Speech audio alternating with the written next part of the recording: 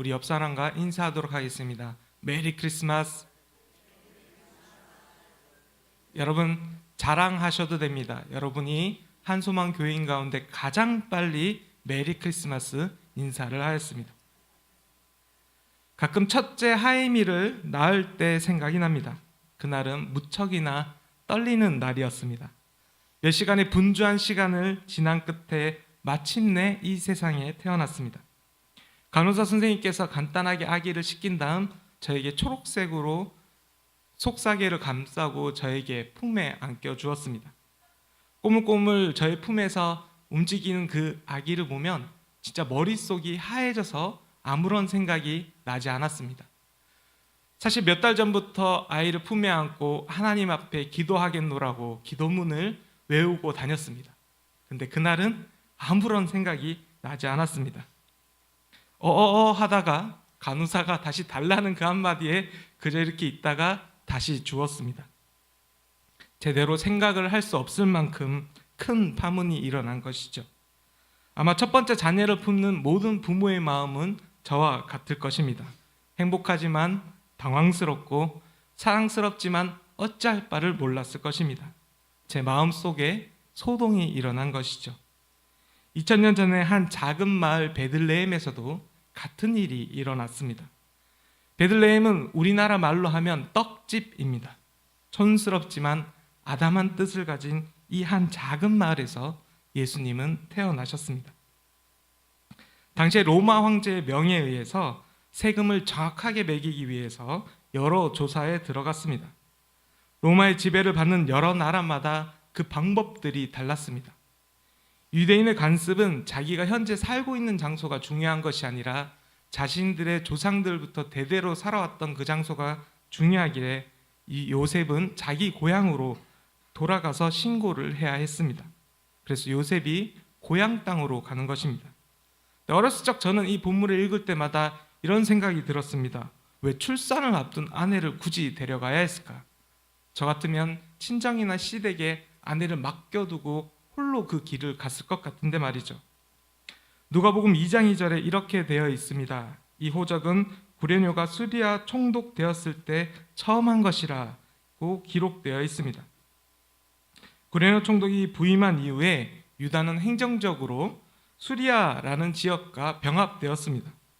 그래서 여자도 인구세를 내기 시작했습니다. 그래서 마리아가 배가 불러왔지만 어쩔 수 없이 한 부부가 여행길에 올랐습니다. 제법 먼 여행길에서 아기를 낳는다는 것은 당시로서는 큰 위험이었습니다.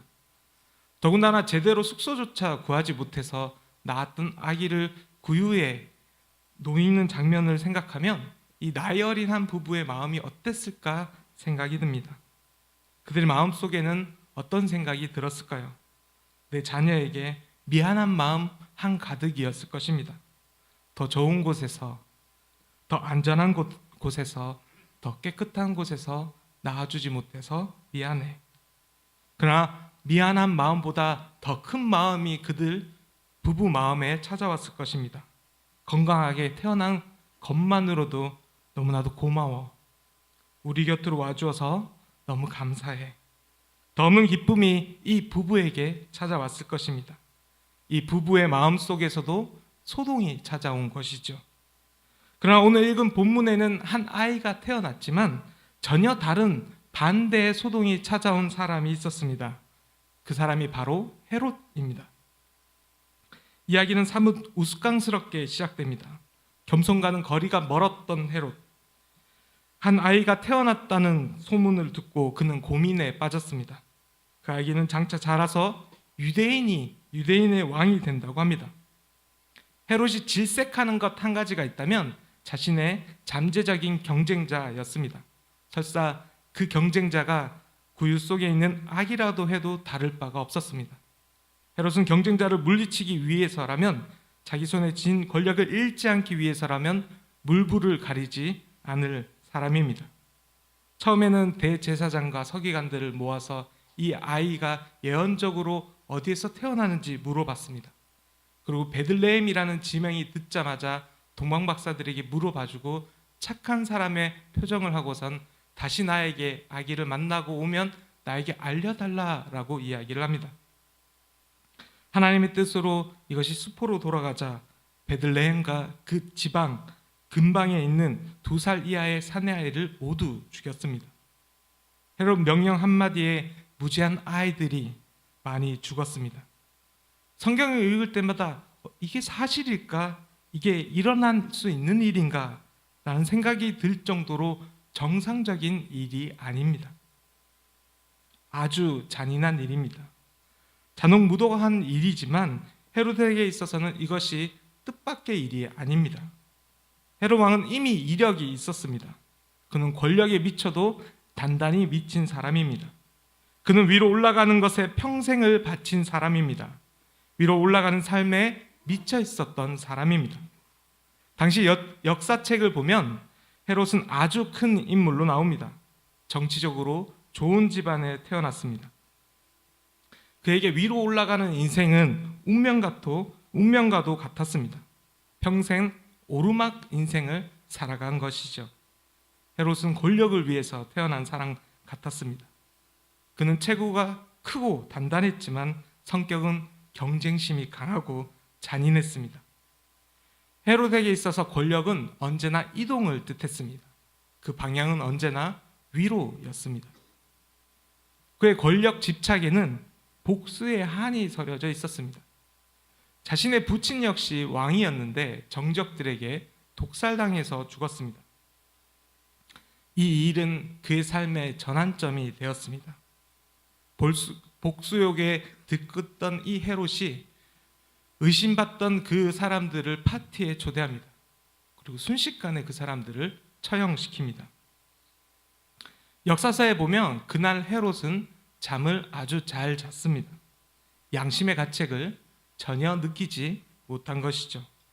그는 걸핏하면 명령을 내려서 체포, 구타, 고문, 처형 등을 일삼았습니다.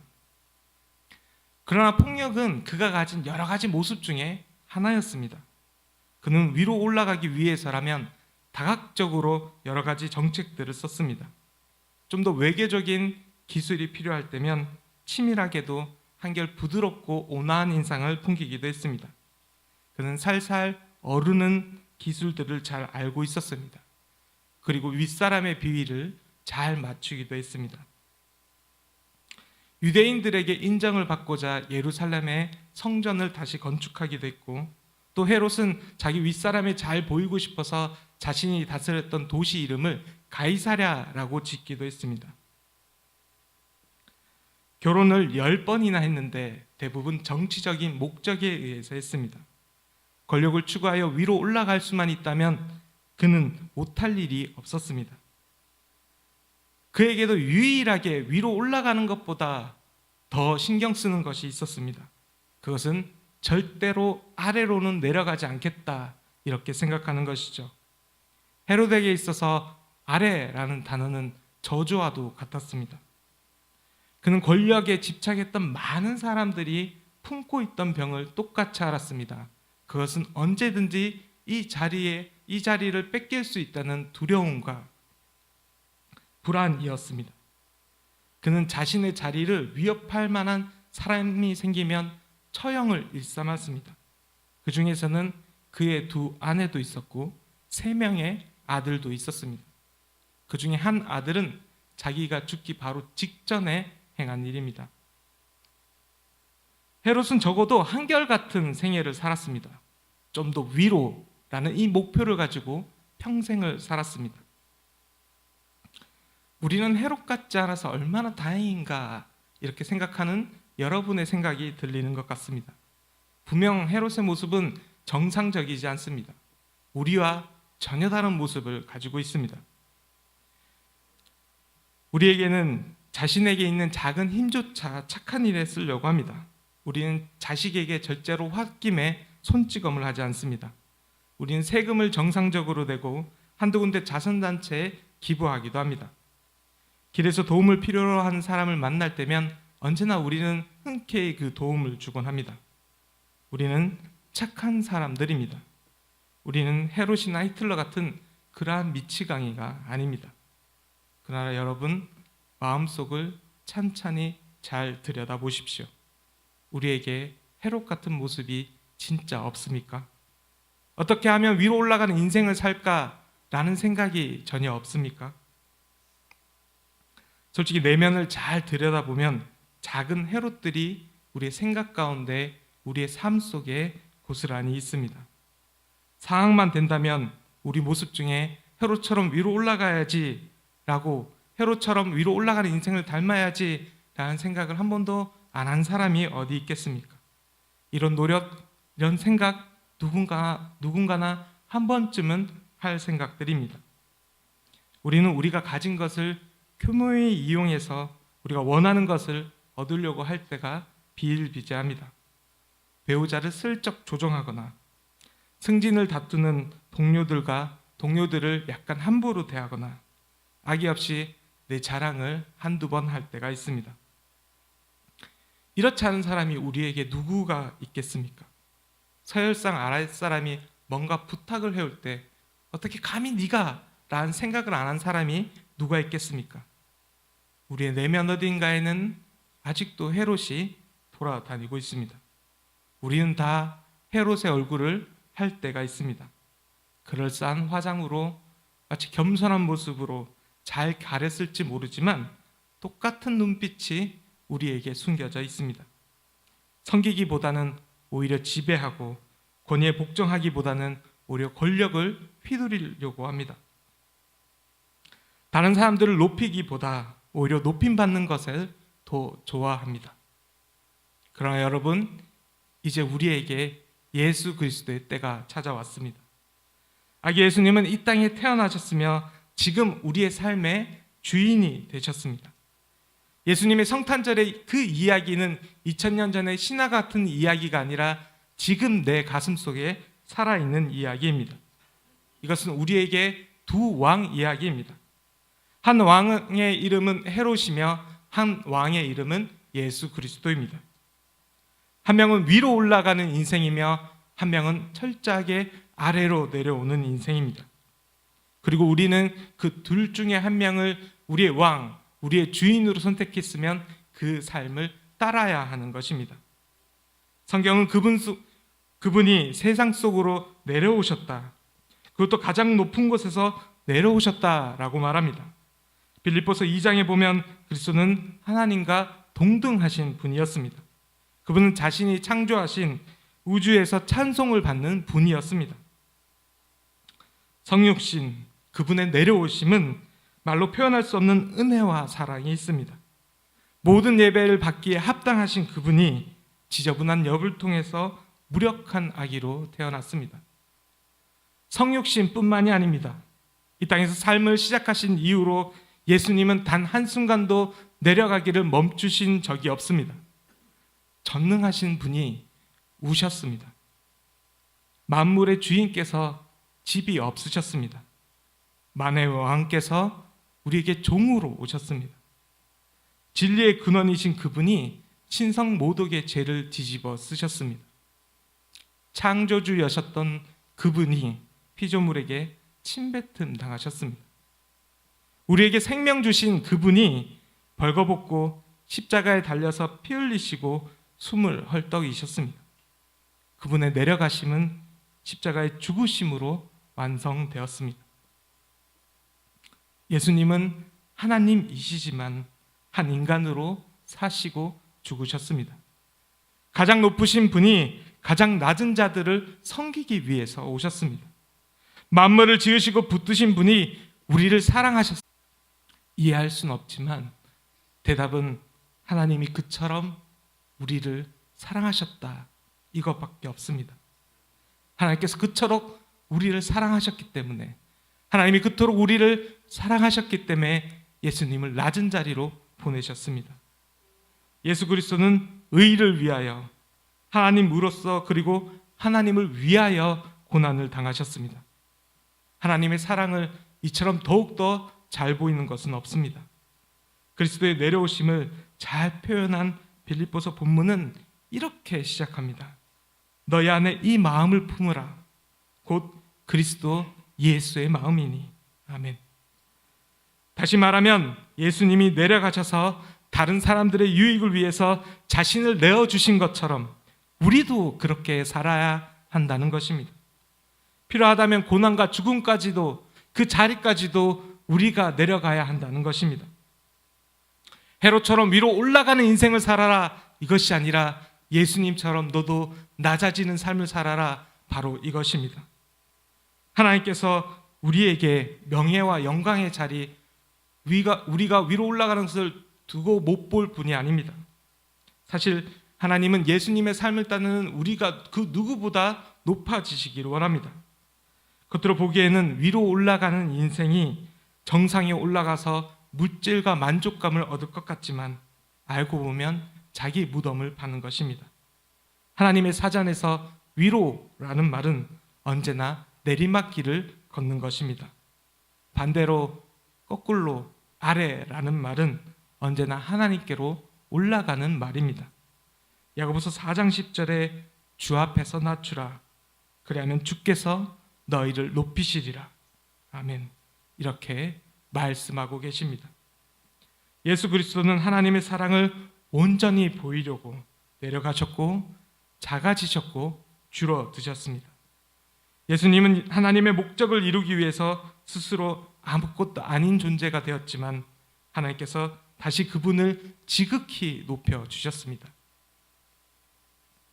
존 하워드 그리핀이라는 사람이 1920년도 미국 남부에서 백인으로 출생했습니다. 미국 남부 지방은 당시 흑백 인종차별이 극심했던 곳이었습니다. 신앙에 눈을 뜬 이 그리핀은 고통받던 흑인들을 위해서 살고자 다짐을 했습니다. 그러나 그 길이 절대로 쉽지 않았습니다. 우선 흑인들이 그를 전혀 이해하지 못했고 수용하지 않았습니다. 그가 접근할 때마다 당신 같은 백인은 우리를 절대 이해할 수 없어, 이렇게 말했습니다. 그렇게 경계를 했습니다. 그래서 그리핀은 마침내 흑인이 되고자 결심이 합니다. 약품과 염료, 방사선을 이용해서 자신의 피부를 검게 만듭니다. 매일 12시간씩 뜨거운 햇빛 아래서 자신의 피부를 태우기도 했습니다. 머리도 짧게 깎고 흑인 사회로 들어가서 그들의 삶을 체험합니다. 그리고 그들과 모든 삶을 공유하기 시작합니다. 1959년에 이 일이 백인 사회에 알려지자 많은 사람들이 그를 매도했습니다. 심지어 그의 고향에서는 그의 모형을 만들어서 불태우는 화형식을 진행하기도 했습니다. 그러나 그는 이에 굴하지 않고 모든 힘든 과정을 거친 뒤에 그의 경험을 나 같은 흑인, 블랙 라이크 미라는 제목의 책으로 출판했고 그의 책은 미국 교회와 지성인 사회를 부끄럽게 만들었습니다. 그러나 이 사람에게 찾아온 대가는 혹독했습니다. 그는 자신의 피부를 검게 만드는 과정에서 사용했던 방사선 때문에 피부암을 앓았고 60세의 나이로 하나님 곁으로 돌아갔습니다. 그는 백인으로 태어났지만 흑인이 되어서 흑인과 함께 고난받으며 그들의 행복을 함께 나누었습니다. 그렇게 살다가 죽었습니다. 참으로 예수님처럼 낮아지는 인생을 선택한 사람입니다. 이 사람만 특별한 인생을 살았던 것이 아닙니다. 수많은 사람들이 예수님처럼 낮아졌습니다. 그들 덕에 우리는 이 자리에서 이렇게 예배 드릴 수 있는 것입니다. 예수 그리스도를 만난 그 누구나 특별한 인생, 아래로 내려가는 인생을 살아야 합니다. 십자가의 은혜가 여러분에게 있다면 여러분 십자가의 삶을 살아야 합니다. 복음의 기쁨이 우리 마음속을 두드리고 있다면 여러분 우리는 복음으로 살아야 합니다. 여러분 주저하지 마십시오. 멈추지 마십시오. 낮아지십시오. 끊임없이 예수님의 모습으로 살아가십시오. 그럼 하나님께서 붙잡아 주십니다. 그럼 하나님께서 여러분과 동행하여 주십니다. 그럼 하나님께서 여러분을 높여 주십니다. 겸손으로 내려가는 삶은 하나님께로 올라가는 인생입니다. 이 은혜가 이 성탄 새벽에 말씀 앞으로 나온 여러분에게 가득하기를 주님의 이름으로 축복합니다. 이 시간 같이 기도하기를 원합니다. 나의 모습 가운데서 헤롯의 모습이 아니라 예수 그리스도의 모습이 나타나기를 원합니다. 올라가기로 작정하는 인생이 아니라 아래로 내려가는 것에 목숨 건 그리스도인이 되게 해달라고 다짐하며 다 같이 주여 부르짖으며 기도하겠습니다. 주여! 사랑의 하나님, 오직 우리가 올라가는 인생에 목숨 거는 것이 아니라 예수 그리스도처럼 내려갈 수 있도록 주여 도와주시옵소서. 헤롯처럼 올라가는 것에 목숨 거는 것이 아니라 오직 하나님 앞에서 내려가게 주여 도와주시옵소서. 정말 비참한 사람들 옆에 우리가 다가가기 원합니다. 하나님, 우리의 모습이 겸손으로 내려가기를 원합니다. 주여 도와주시옵소서. 우리의 힘으로 이것을 할 수 없습니다. 오직 하나님의 은혜로 우리가 내려갈 수 있습니다. 인간적인 욕심이 우리를 지배하는 것이 아니라 복음이 우리를 지배하게 주여 도와주시옵소서. 복음이 우리를 사용하게 주여 도와주시옵소서. 하나님의 말씀대로 살아가게 주여 도와주시옵소서. 예수 그리스도가 낮아지신 같이 우리도 낮아지는 인생을 선택하기 원합니다. 예수 그리스도가 십자가 앞에 죽음으로 섬겼던 것처럼 우리도 그 삶을 선택하기 원합니다. 십자가로 살아가기 원합니다. 주여 도와주시옵소서. 주여 은혜를 베풀어 주시옵소서. 주님 은혜를 베풀어 주시옵소서. 말씀으로 우리와 동행하여 주시옵소서. 하나님 주여 도와주시옵소서. 은혜를 베풀어 주시옵소서. 마지막으로 한 가지 더 기도하기 원합니다. 성탄의 이 아름다운 소식이 우리 믿는 사람들에게만 좋은 소식으로 오는 것이 아니라, 복음의 소식이 되는 것이 아니라, 아직 세상의 죄와 추위 속에 있는 저들에게 우리를 통하여 복음이 흘러가기 원합니다. 우리를 통하여 복음을 보여주기를 원합니다. 다 같이 주여 외치며 기도하겠습니다. 주여! 사랑의 하나님, 사랑의 하나님, 우리에게 복음을 보여주셨듯이 우리를 통하여 저들에게 복음이 흘러가기 원합니다. 우리를 통하여 그 십자가의 모습들이 그들에게 나타나기 원합니다. 그들에게 보여주기 원합니다. 하나님의 기쁨, 예수님의 기쁨이 성육신의 소식이 그들에게 전해지기 원합니다. 주여 우리를 써주시옵소서. 복음의 이 기쁜 소식들을 우리가 전하기 원합니다. 우리가 멈춰있는 것이 아니라 성령님 하나님 은혜의 그 임재를 느끼며 우리가 언제나 뛰어다니기 원합니다. 언제나 전달하기를 원합니다. 주여 받아주시옵소서. 우리가 은혜를 나누기 원합니다. 우리가 이 행복을 나누기 원합니다. 우리가 이 복음을 전달하기 원합니다. 주여 도와주시옵소서. 주여 은혜를 베풀어 주셔서 우리가 매번 이 모든 발걸음을 인도하여 주시옵소서. 그들에게 찾아가기를 원합니다. 그들에게 복음 전하기를 원합니다. 이 추위 속에 떨고 있는 사람들에게 예수 그리스도의 빛과 예수 그리스도의 따뜻함을 전하기 원합니다. 성령의 뜨거움을 전하기 원합니다. 이 성탄절을 하나님 우리 쓰임받게 주여 도와주시옵소서. 말씀 듣는 것에 멈추지 않고 이 말씀을 삶으로 나누는 그리스도인 되게 주여 도와주시옵소서. 은혜가 우리에게 찾아오길 주여 도와주시옵소서. 하나님 함께하여 주시옵소서. 주여 도와주시옵소서. 주님 말씀으로 베풀어 주시옵소서. 약한 것을 들어 강한 것을 부끄럽게 하시는 하나님 아버지, 아기 예수님을 기다리는 마음으로 성탄의 새벽을 맞이하게 하시니 감사를 드립니다. 깊어져가는 이 겨울, 빛으로 세상을 아름답게 비추고 밝히는 우리 아기 예수님을 찬양합니다. 은혜의 주님, 아기 예수님을 기다렸듯 다시 오시는 주님을 기다리게 하시고, 주님께서 내려가는 인생 십자가의 죽음을 통해 우리를 구원하셨듯이 나의 십자가 죽음을 통해 다른 사람의 구원을 위해서 기도하는 삶을 살게 하시옵소서. 오직 은혜로 복음을 전하는 삶 살게 주여 도와주시옵소서. 모든 것 예수님의 이름으로 기도합니다. 아멘.